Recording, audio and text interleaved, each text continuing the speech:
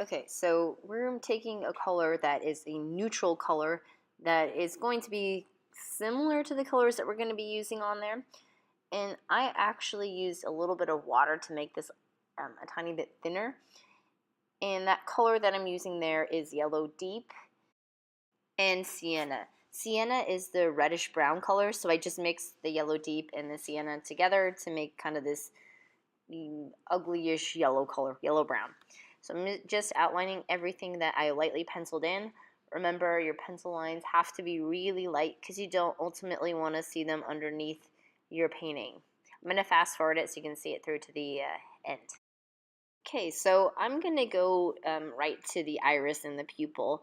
There are a lot of different ways you can approach where to start in, but that's where I'm starting today. So um, there's not one set rule of like you have to do it this way. There are just ways that can be easier, but it ultimately has to make sense to you.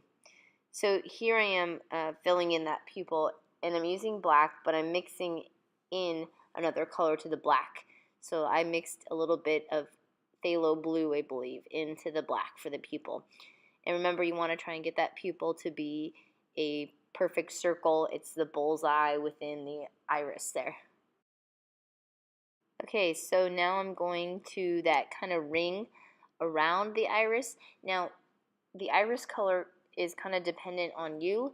It's true I've given you reference photos, so you can follow the reference photos faithfully, or you can deviate from them. So the person I'm using as a reference is somebody who has hazel eyes, and sometimes around the pupil there'll be like a ring of brown or a ring of kind of orange. It can be really beautiful. Um, you don't have to do it if you're not seeing it in the eye that you're looking at, but many people do have kind of a brownish or orangey ring around their eye. So that's what I'm doing. I'm just looking at that reference photo and getting in some of that browns with the sienna color. But you could decide, hey, you wanted to make the iris violet, or you want to make the iris red. If you wanted to experiment, you can do that. Just make sure that the values are the same as what you're seeing in the reference picture. So I've told you this before, but I like to work dark to light. It makes sense to me to work that way. You're kind of like a sculptor. You're working from the outside in, so the darkest values go in there first. So I'm kind of looking at wherever there's some dark values. And I did mix this all out ahead of time on my palette. I made some kind of bigger pools of paint so I could keep the paint fresh.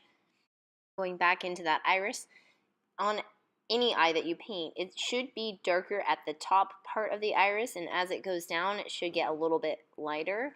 That's because there's the upper lid that's sticking out.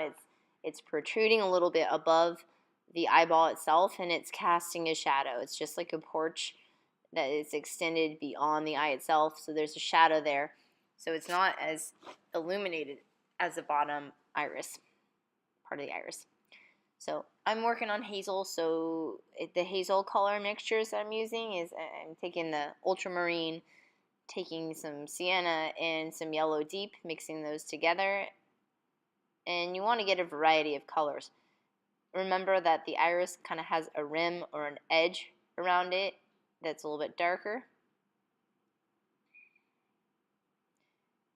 And there are areas where I mixed in a little bit of light or white to the hazel color that I'm working with to get it to go lighter on the bottom. And I'm leaving spots for the highlights, so I don't want to fill those in and have to paint them on top. I'm just leaving a gap there. I'm not going to fill those in until the end.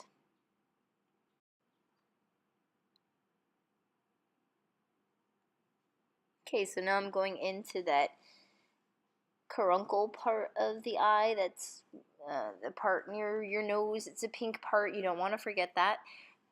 There's also going to be a little strip of tissue on the opposite side that's kind of aimed at your ear, but the caruncle kind of stands out.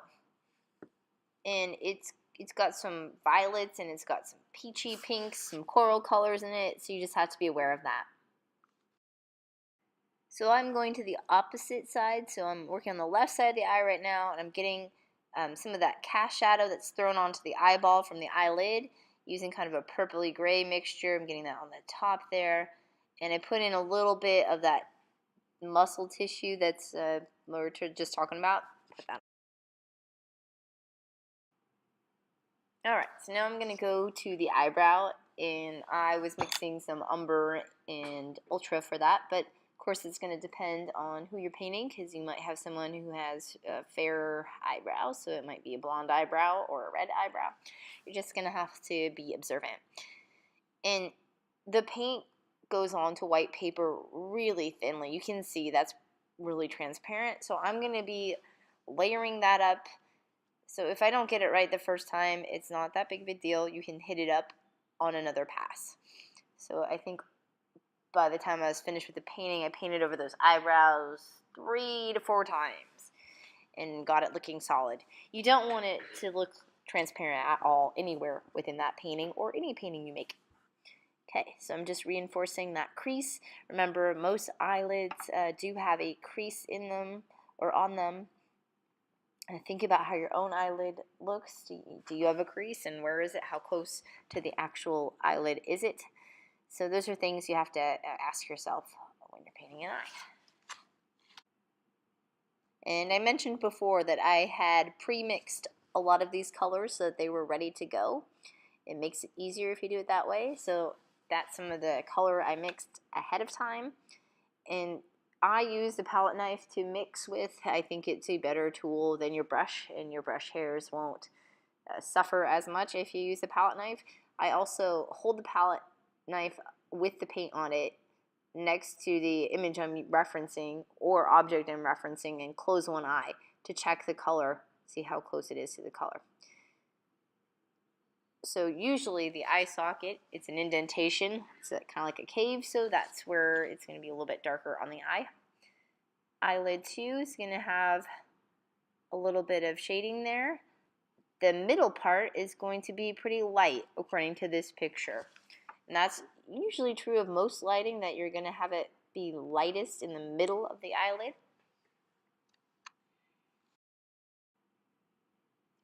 There's a little bit of shading right under the eye. Most people have a little bit, it's not quite a bag, it's just kind of like a little pocket there under the eye, and that's what you're going to address with a little bit of shading there if you see it. And you really have to think of the eyeball as 3D. It's a sphere that's stuck within an even larger sphere. Although the socket itself, like I said, it's an indentation, so it's a little cave that eyeball's hiding out in, a shallow cave.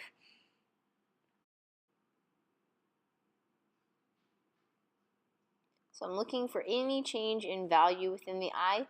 Again, right now it's looking transparent, but I'm going to hit that up with multiple layers so it looks solid.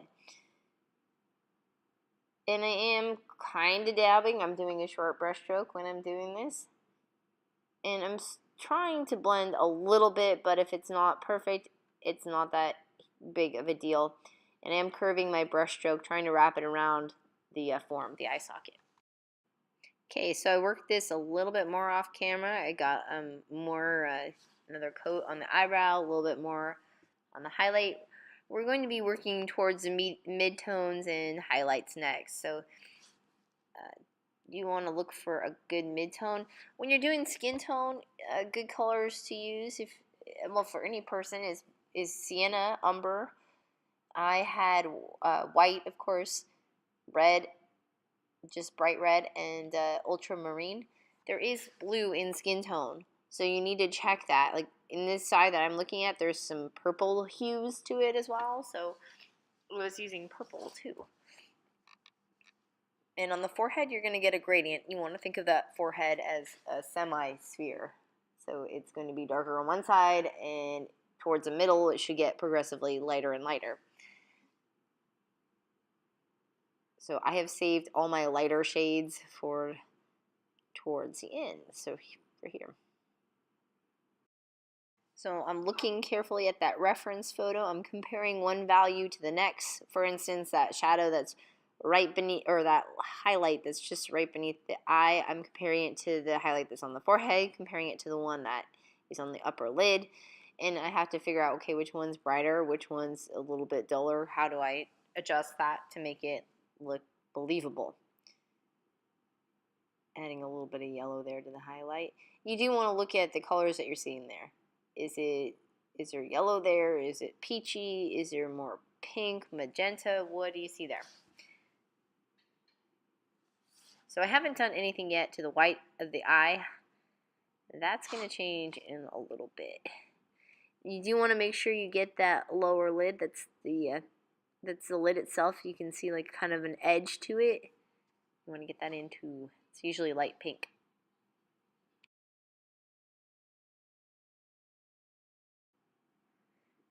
Okay, so we're going to go to the white of the eye, and we're going to start to make that not so white.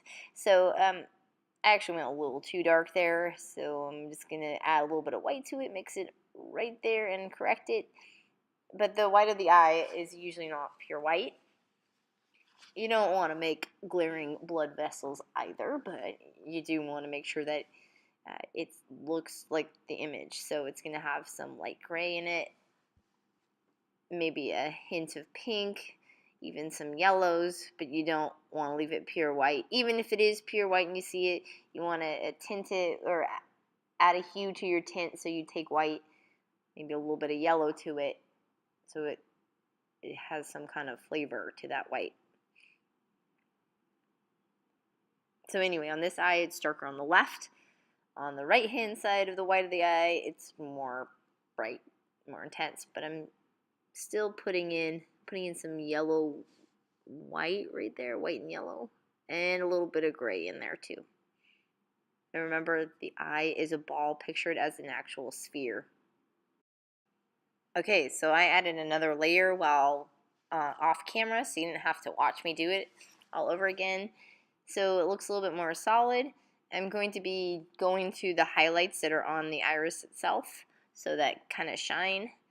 And then we're going to put some eyelashes on this person. I also darken the upper lid there, so it looks like the person has a little bit of eyeliner on, at least on the top lid. On the bottom lid, you don't see that as much. It would be lighter. So I'm using white plus yellow plus a little bit of ultramarine for the top one because I don't want it quite as bright as the bottom one. And I am starting to paint in the lashes. I am looking at the direction of the lashes. You got to be careful if you're painting a guy's eye that you don't want it to have too much lash.